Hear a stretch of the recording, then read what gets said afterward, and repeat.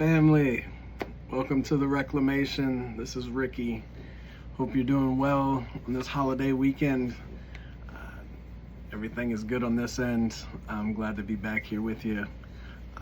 So what if I told you that the version of you that you're living right now might not be completely you? What if I said it was a hand-me-down identity? It would be uncomfortable. So today I'm hoping that we have an opportunity to maybe to burn that down a little bit. So, this isn't about motivation. This is something for me that's more along the lines of liberation. Because a lot of people don't necessarily need more goals. They need to remember exactly like who they were before the world got to them. A lot of times as adults, it's hard to remember back when we were still footloose and fancy free, before the weight of the world came to us and we started handling those responsibilities. Today we're going to talk about inherited identity, and why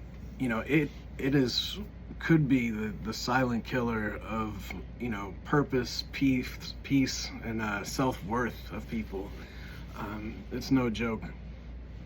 So let's kind of lay out the truth about it. When most of us, we were never taught to build identity from within. It was more along the lines that we were told that we should earn it. From parents, it could be, be a good kid. From school, it was, you gotta fit in. Religion, made it so that you have to be worthy. From society, it's make money, be liked, don't fail. So a lot of times, through our lives and our identities and how we're coming up, we have to shapeshift. Sometimes we even shrink. We build entire lives on what made us feel safe, not what made us necessarily feel alive. So here's the dangerous part about going that direction.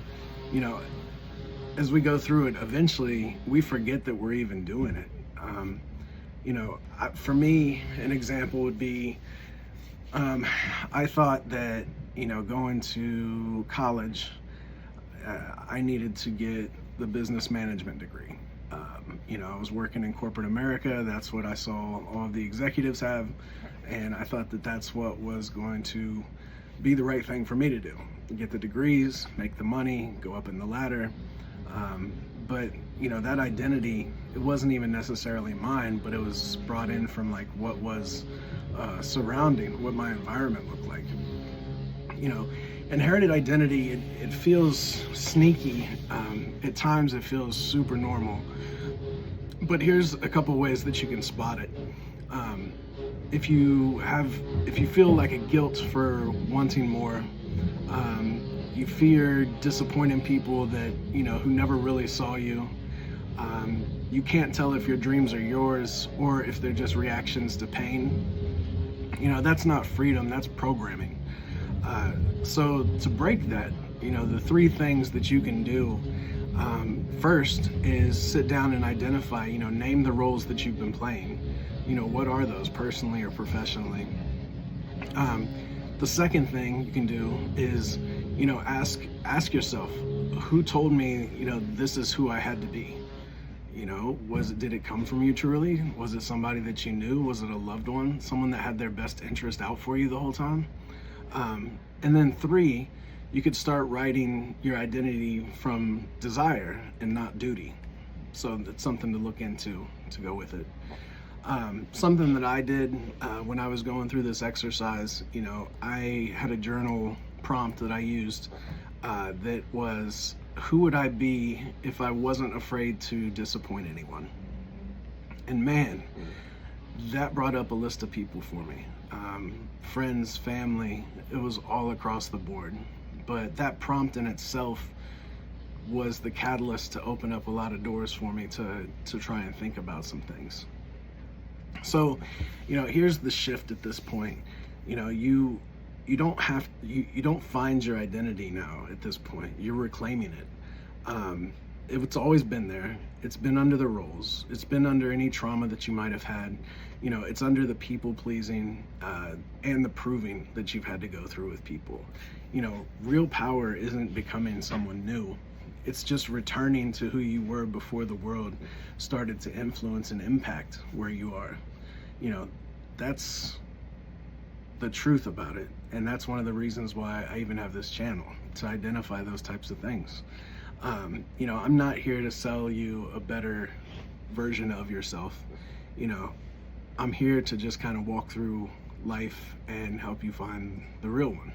So with that, I want to thank everybody for being here. I want to give mad props and thanks for all the support. The instant messages that have been coming through, the comments, they've really shown a lot of love. I'm really grateful that, you know, we're up to 37 subscribers, so that's amazing. Like, I could not be more excited about it. But yeah, so thanks everybody. I love you. You know, remember, love strong, do hard things, embrace your gifts. You know, if there's anything that resonated from this on today, you know, go ahead and drop it in the comments below. Be sure to like and subscribe. Feel free to share the channel with your friends and family. Yeah, so until next time, I love you guys. Have a great week. I'll talk to you soon.